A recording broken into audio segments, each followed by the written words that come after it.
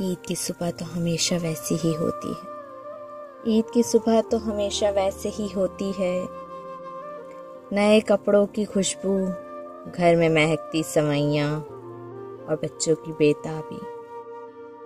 फिर कुछ चेहरे, कुछ आवाज़ें, कुछ लम्स, कुछ दुआएं अब नहीं होती। ईद अब भी आती है, खुशियाँ साथ लाती है, मगर जब वही दस्तरख्वान अधूरे लगें, जब किसी मखसूस कुर्सी पर अब कोई ना बैठे, जब किसी दरवाजे से आवाज़ ना आए, अरे आज तो ईद है, इतनी देर से सो रहे हो, तो आंखें भीग जाती हैं। हमें ईद उदास नहीं करती, यादें करती हैं उन लोगों की जो होते थे और अब सिर्फ दुआओं में होते हैं।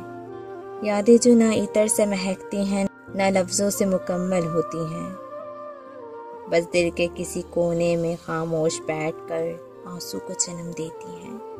कुछ यादें ऐसी भी होती हैं जो ना मरने देती हैं, ना जीने देती हैं, बस ईद जैसे दिनों पर दिल की सजी मस्जिद में खामोशी से सजदा करवा देती हैं।